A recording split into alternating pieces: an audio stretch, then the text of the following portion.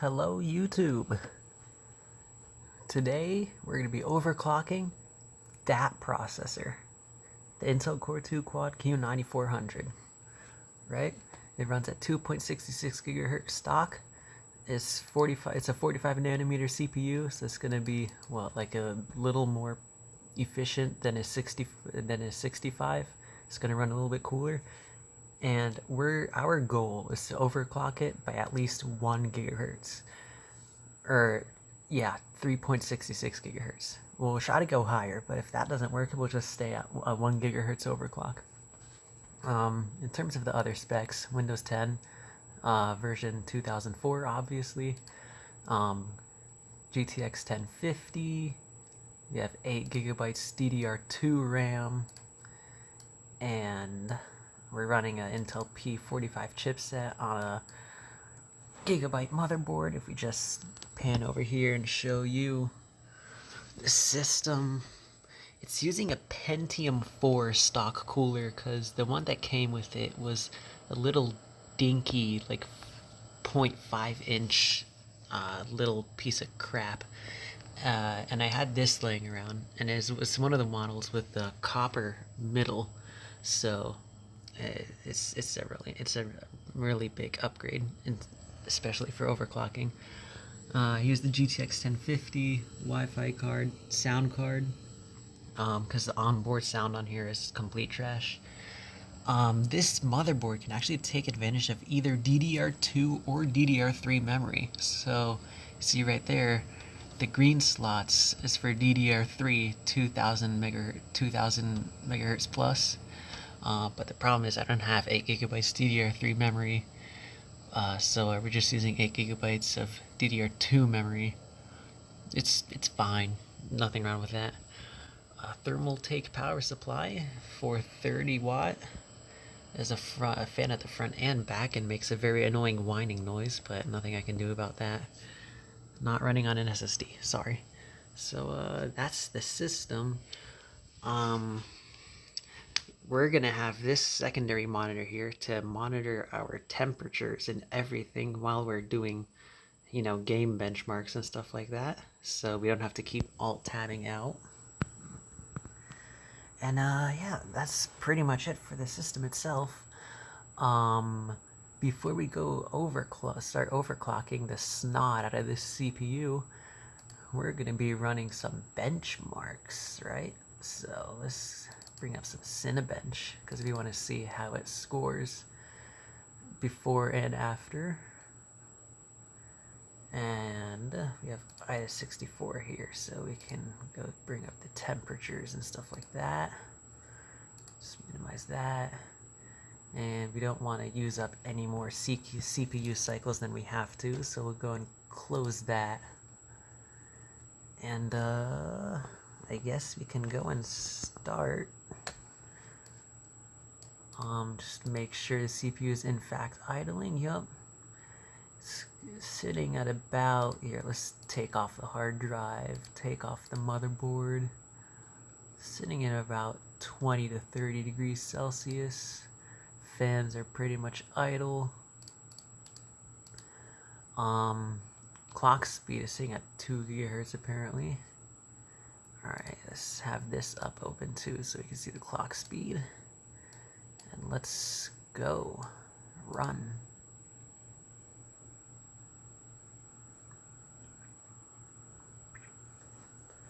Alright, yeah, you can see the CPU clocks.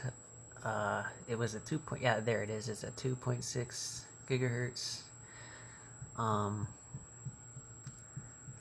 gonna speed up this part. So as soon as the first square shows up, I'm gonna start speeding up this part.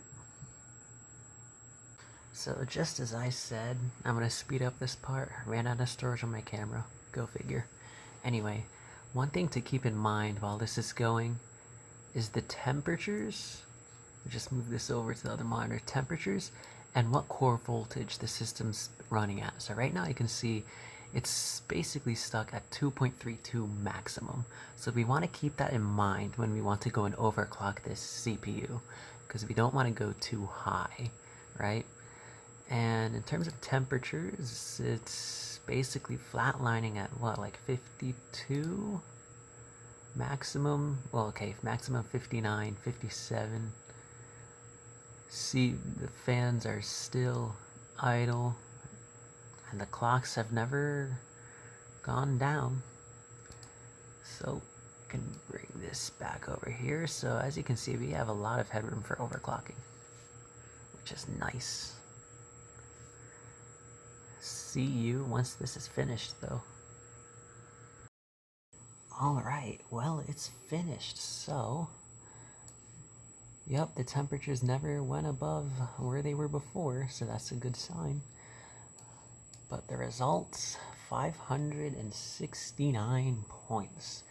It is better, slightly, than a dual-core mobile i5, an i5 5300U, and that's running at 2.3 gigahertz. It is just slightly slower than a 3.3 gigahertz Core i3 desktop CPU. Alright, so now that we know where it stacks up, well, Cinebench wise, let's see how it stacks up Counter-Strike wise. So, what we can do is, since we already know how it'll look like under load and all that, we can close all of this out.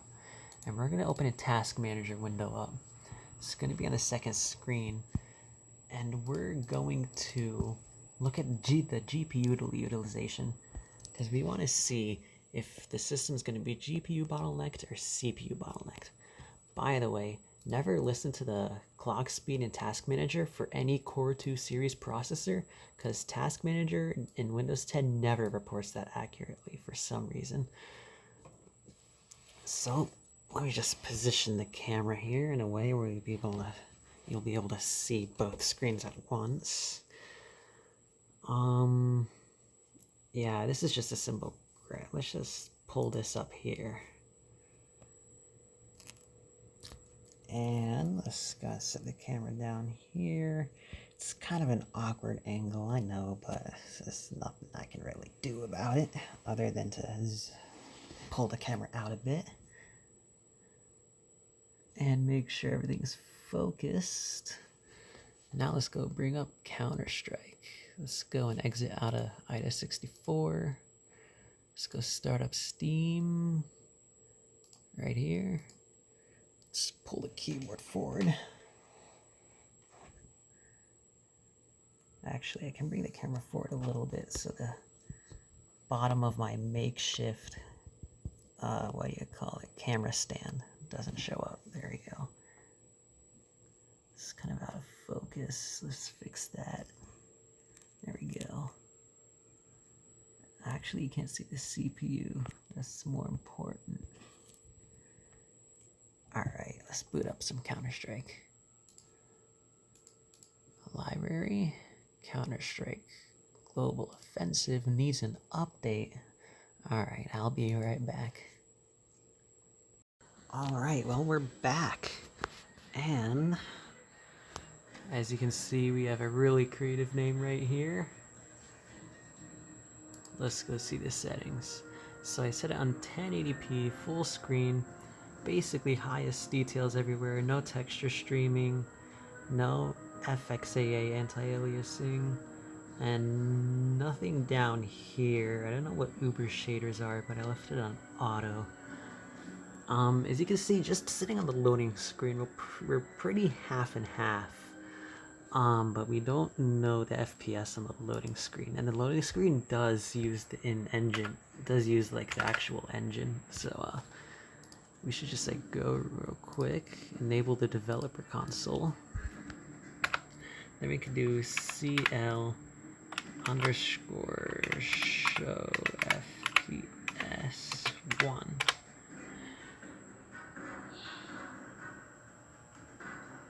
Well, that updates way too quickly, but it's around 120, 110. We'll just say an average of 100. But basically, what we're gonna do is we're gonna go to that one workshop map. Just give me a second, will ya? Here it is. Let's just go and subscribe to that real quick. And then we can Alt-Tab out. Oh, sorry, not Alt-Tab. Just, what is it, Shift-Tab out. There it is. Go.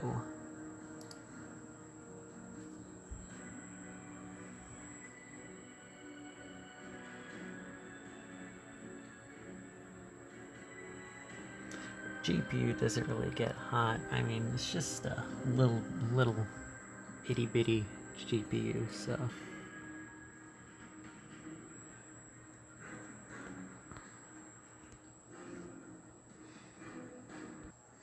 Alright, well, now that we're actually in, we're at least sitting at 200 FPS on the little itty bitty room that it starts us off as.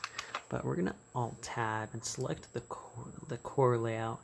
And as you can see in game, it uses each of the cores pretty decently, while not being at 100%.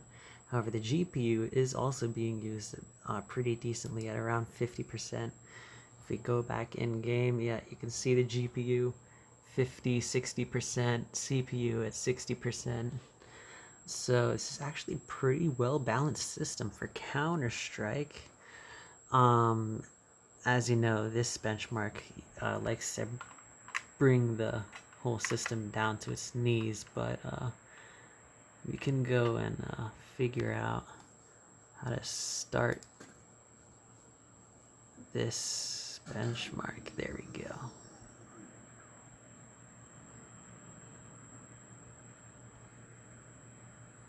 Getting 60 FPS on the plane here.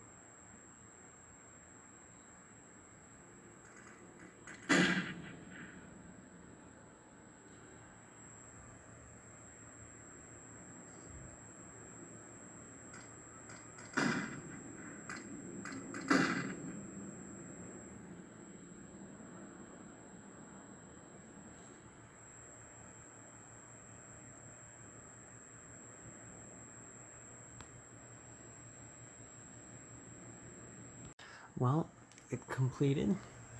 Our average FPS being 52.15, and it took 1 minute 43 seconds. And there were some periods where the GPU would go all the way up, but that was only during when you passed by the smokes. Any other time, and it was really the CPU doing most of the work.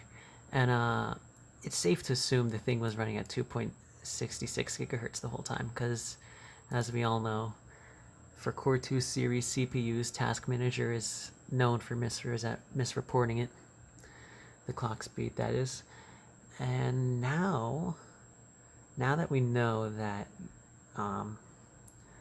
the CPU is basically the main limiting factor, we can go now and go into a quick deathmatch run, just to see in a more normal state of Counter-Strike and see how well this is gonna run. So let's just go to a quick deathmatch lobby here, Dust 2 of course, and let's go. Alright, well now that we're in game, we can see we're running at anywhere from 50, it's 50 most of the time, to 60, and maybe if we get a sniper and zoom in, that'll increase up to like 100 or something like that. So we just select, sorry, it's the wrong weapon. Yeah, as you can see, it increased to 100 actually. So if we look at the performance here, the CPU is holding us back way more than it was in the benchmark. You can see the GPU is only at 30-40%. So we will definitely benefit from the overclock. Yeah, it's pinned to 2.66 gigahertz. Task Manager is obviously misreporting it. We can play a little bit, but it'll be a pretty crappy experience with only getting, what, like 50 FPS. It's a pretty choppy experience. Yeah, everything's so juddery. And then nothing's smooth, it's hard to aim. Yeah, I can't, I mean, I'm not really that good at Counter-Strike in the first place, but this definitely makes it worse. This move definitely makes it a lot worse. Let's use the AK. The AK. What am I doing? I suck. Of course, I'm also sitting on the floor, and I can't really play like that either.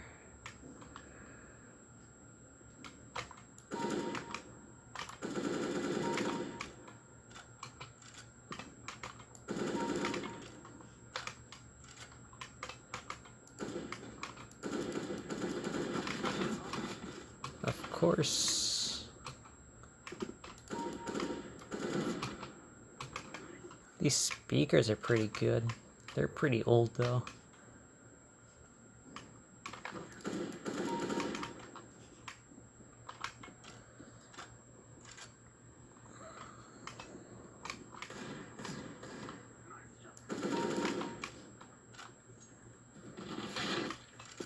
Yeah, when you're opping, you definitely need a high frame rate. You can get away with getting a lower frame rate with if you're using something like an AK. Just jumped to 70 there for a second, but it went back down to 50 pretty quick. That was stupid of me. Let's see if I can get this. Well, at least an assist? Nope.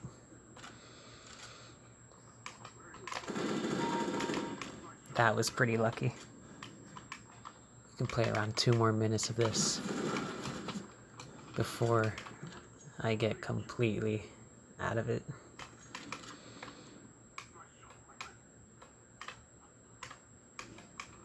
You guys can keep looking at the performance monitor and, you know, as you can see, the CPU is just like the whole time is at 60% pinned at its 2.66 gigahertz clock speed. There's no turbo boost on this system. It's using Intel enhanced speed step technology, but yeah, no turbo boost, unfortunately.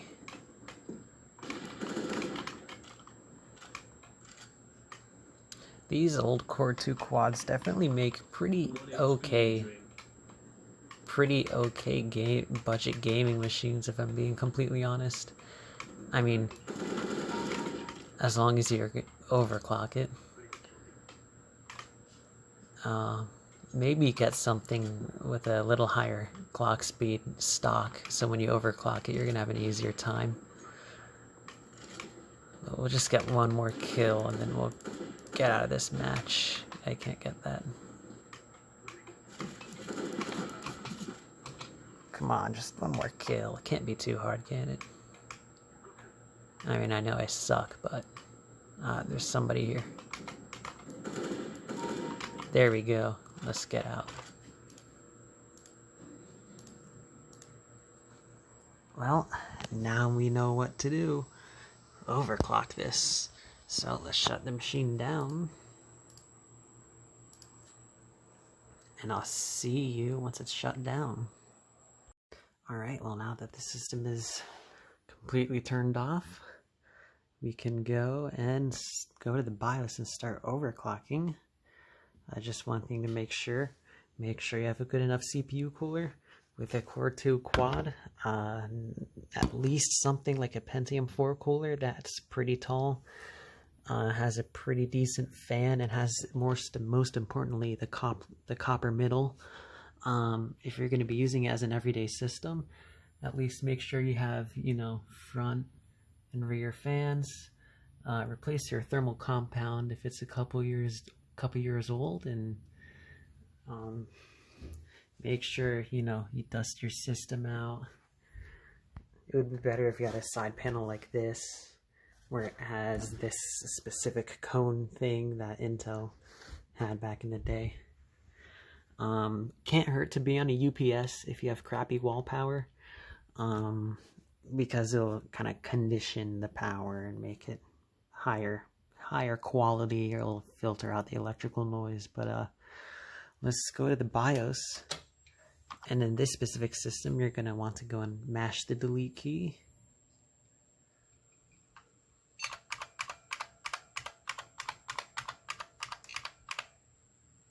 Alright, well, it beeped at me, so that means it's going to go to the BIOS.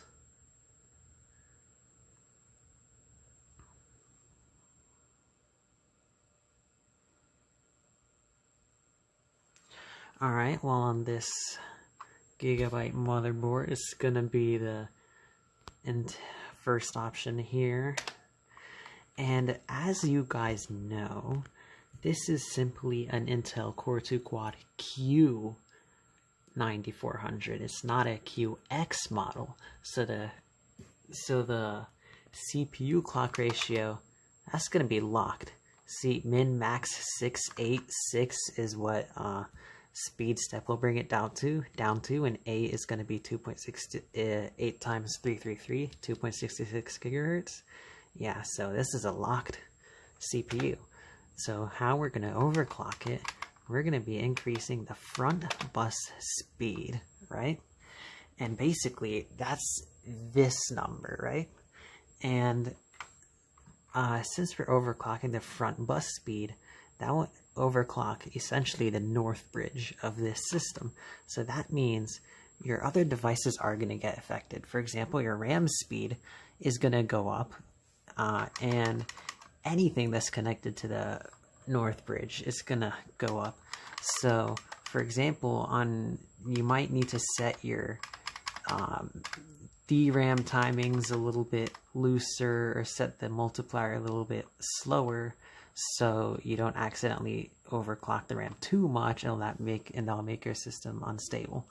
So for now, we'll leave it at disabled.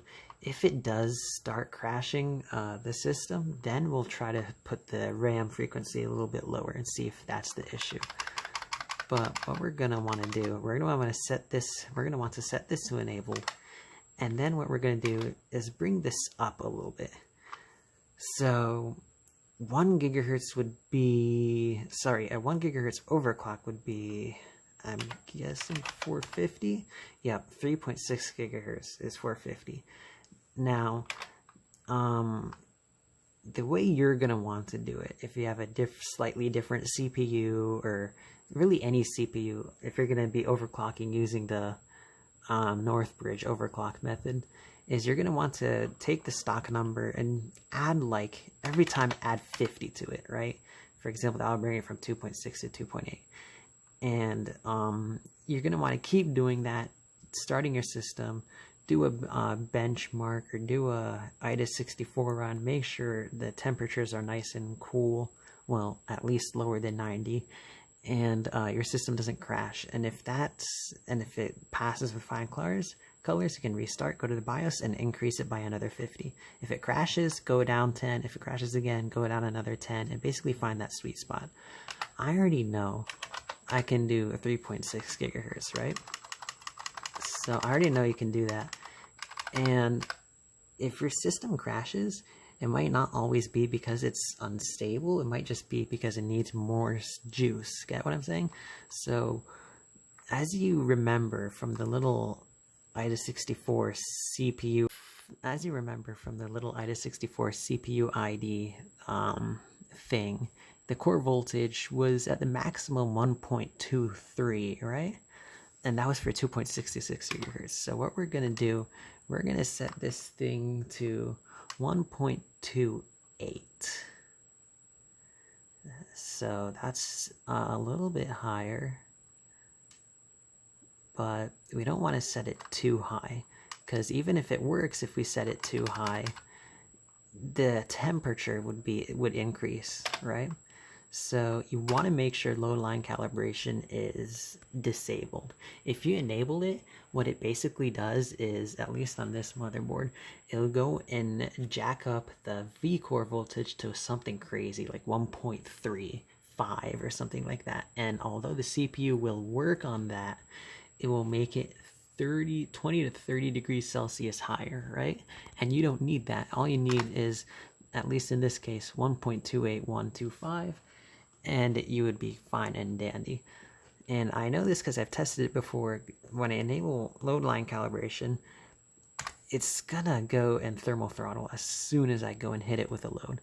But when I disabled it and took some guy's advice online, he had a similar system, 1.28. It held the overclock perfectly, and it was sitting right around like 70 degrees Celsius as opposed to thermal throttling like it was before, right? So we're going to leave everything else how it is. So make sure the core voltage is 1.28, yep, and then go up, make sure it's at 3.6 gigahertz, awesome. Press escape, save and exit, yes. And I'll see you once the system is set up. Well, I'm going to skip the boot sequence, but I'm going to keep the BIOS sequence going. That's not usually a good sign, but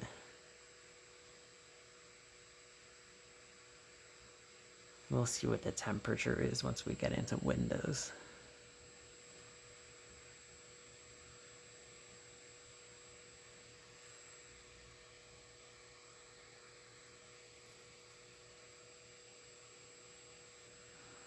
Let's see, is it gonna blue screen? It does not look like it's gonna blue screen. Just heard my speakers pop.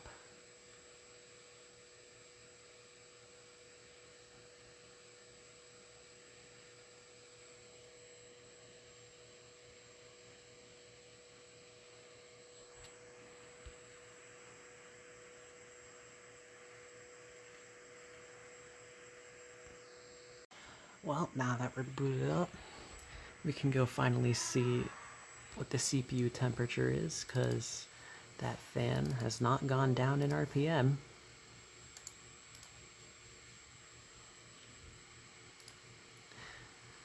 Yep, as we can see here, the CPU temperature is perfectly fine.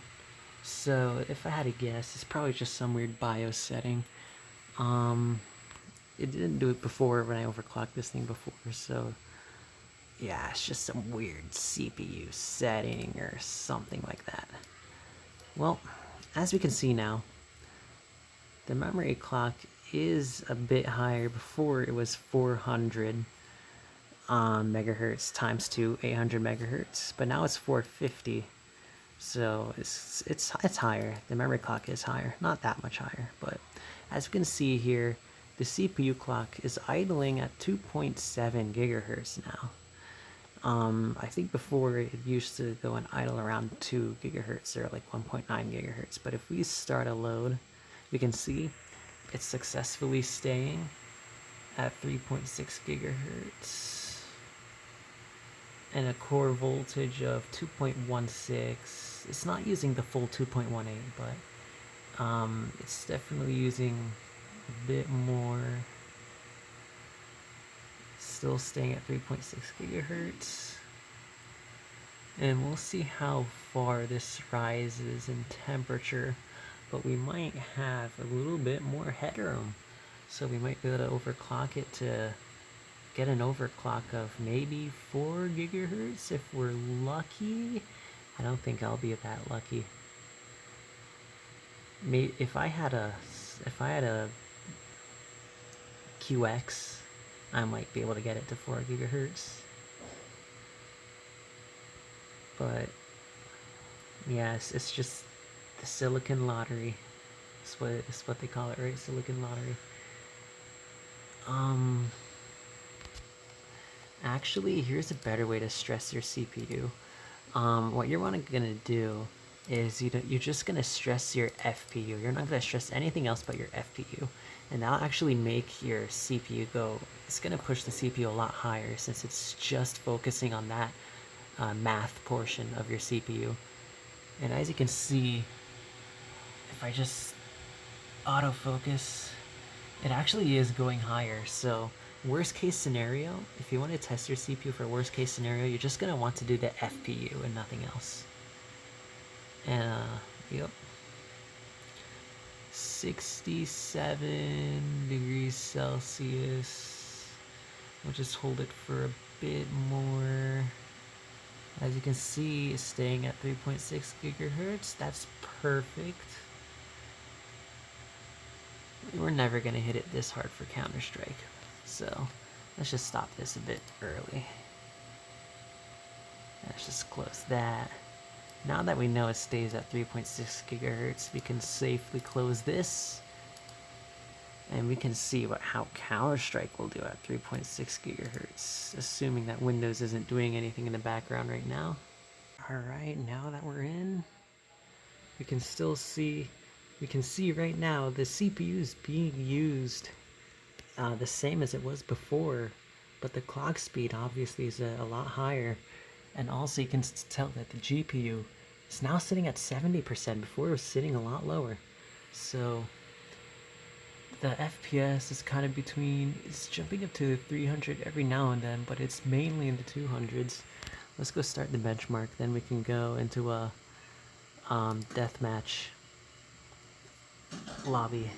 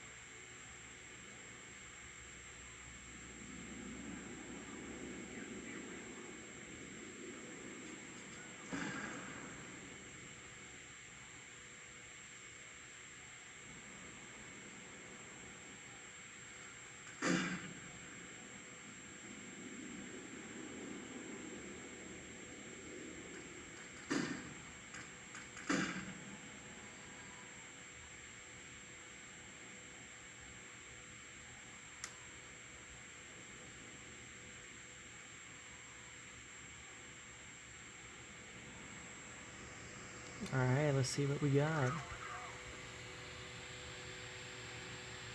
Well, that's worse, but let's go in a deathmatch lobby anyway.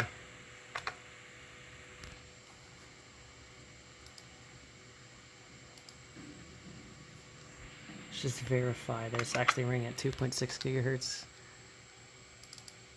I mean 3.6 gigahertz. Sorry, I misspoke.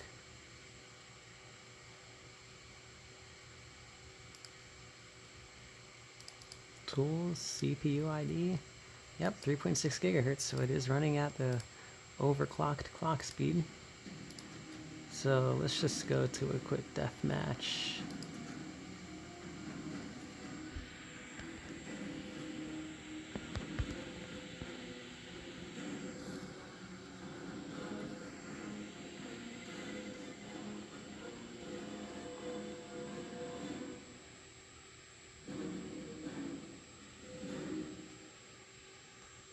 So I don't know what was up with the benchmark, but I can already tell it's already running a lot better than before.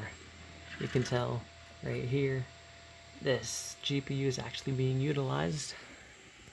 Let's just play some Counter-Strike, and I'll tell you guys how it feels after I set my camera up properly.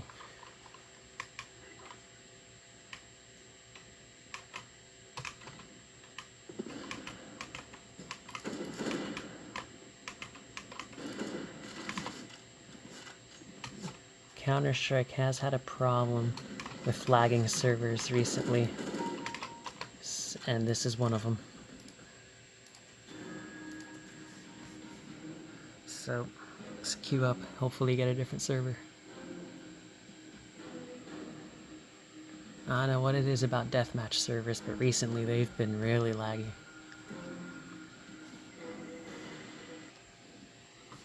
Alright, we're in.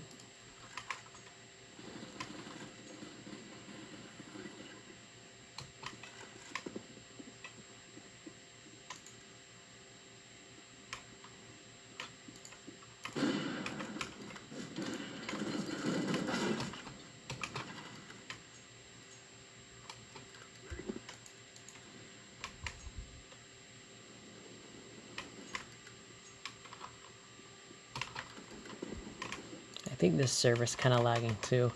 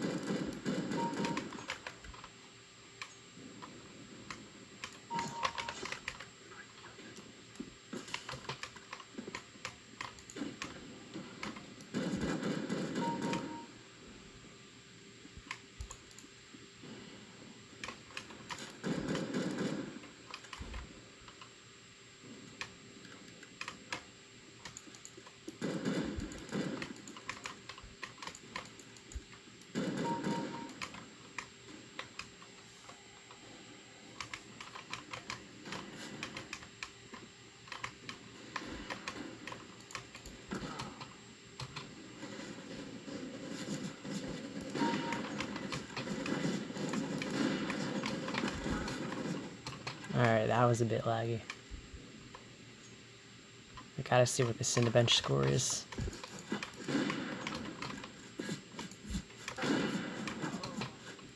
Damn it, I suck. What the hell? There we go.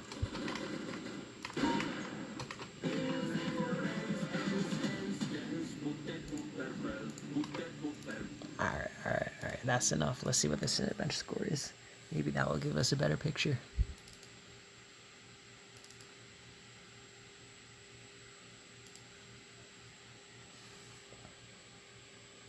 Because we already know it is running at 3.6 gigahertz.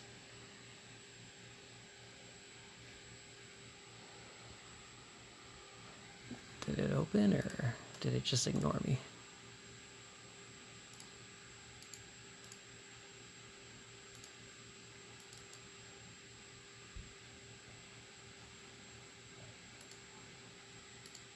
No, it's actually booting. Okay. Let's start this up, shall we? Let's of course close this so we don't use that many CPU cycles. Before it was 569. Let's see what it is now. Alright, once it starts, I'll pause it and then get back to you guys.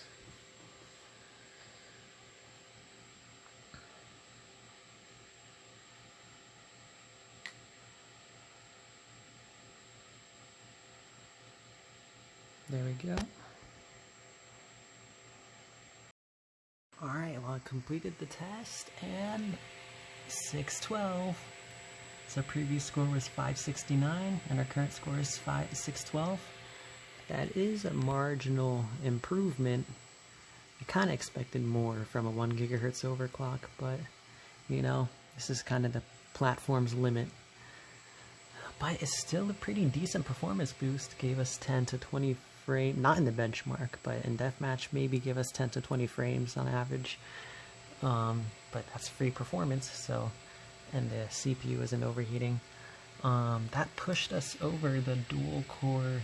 Oh, sorry, that pushed us over the dual core 3.3 gigahertz i3, but not by much. It's only by 11 points.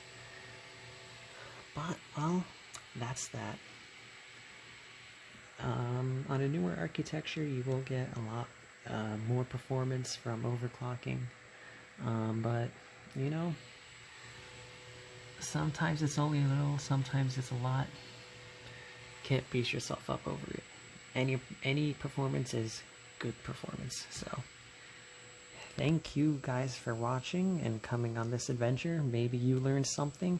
Of course, this is how most of the Intel and even AMD CPUs overclock, either by one, if it's old enough, you'll be able to go and overclock it by either two choices, your multiplier or the front bus speed. If it's newer, you might be able to base clock overclock it, like if it's a generation where there's no North Bridge, South Bridge, it's only one chipset, like one chip. You might be able to base clock overclock it, but I haven't tried that yet. But yeah, any CPU, like, I don't know, as long as it has a North Bridge and South Bridge, you will be able to at least raise the clock speed of the front bus, of your front bus. So thank you for watching.